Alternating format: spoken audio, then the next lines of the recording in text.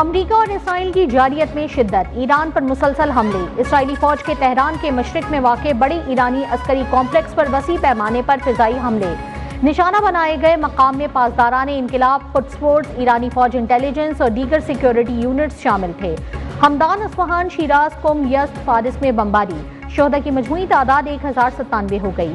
अमरीका का ईरान के 17 बहरी जहाज और आबदोज तबाह करने का दावा।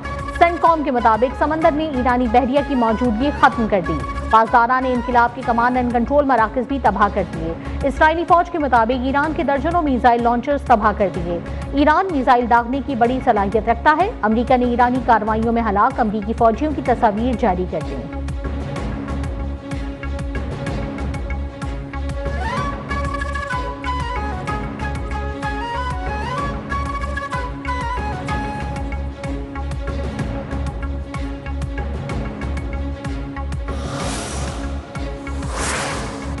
ईरान का अमरीकी और इसराइली जारियत पर मुंह तोड़ जवाब। इसराइल मुस्तकिल निशाने पर। हमलों की नई लहर में सेहूनी रियासत पर मिसाइलों की बारिश।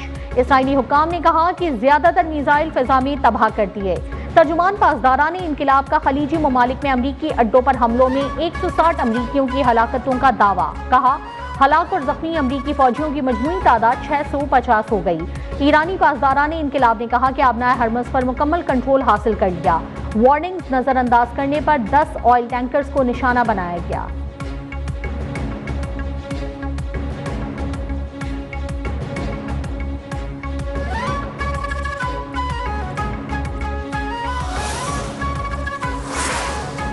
अमरीकी सदर ट्रंप का हर सूरत आबनाए हरमस खुलवाने का ऐलान। कहा, न सिर्फ वहां से गुजरने वाले कमर्शियल बहरी जहाजों की इंश्योरेंस की जाएगी, बल्कि जरूरत पड़ने पर हिफाजत के लिए अमरीकी नेवी साथ जाएगी। ईरान के पासदाराने इनकिलाब ने खबरदार किया है कि आबनाए हरमस मुकम्मल बंद है। किसी जहाज ने गुजरने की कोशिश की तो उसे राख में बदल दिया जाएगा।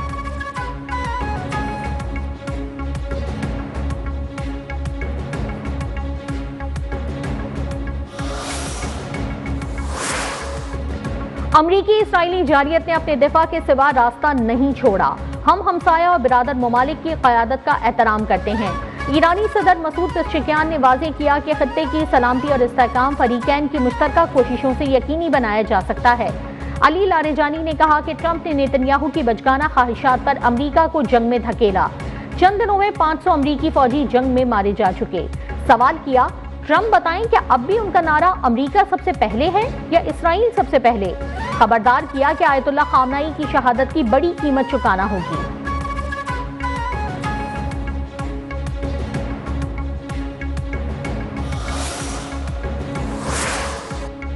श्रीलंका के साहिल के करीब ईरानी बहरी जहाज पर अमरीका का हमला। श्रीलंकन बहरिया ने ईरानी बहरी जहाज से 87 लाशें निकाल दी।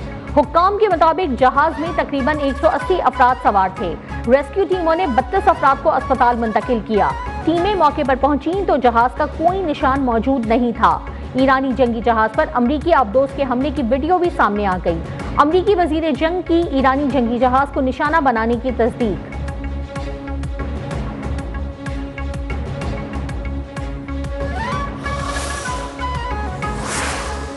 ऑपरेशन एपिक फ्यूरी कामयाबी से जारी है। ईरान किसी सूरत जोहरी हथियार नहीं रख सकता।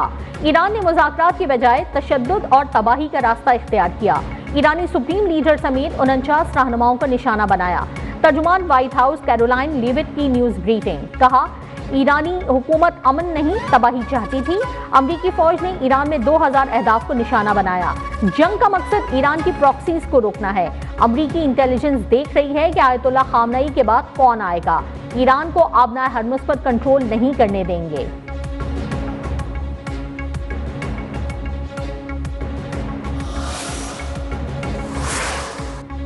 आयतुल्लाह सिस्तानी ने ईरान पर हमले दुनिया के लिए संगीन नताइज का पेशखेमा करार दे दिए। कहा, ईरानी सरजमीन पर जारी फौजी जारियत को कई दिन गुजर चुके।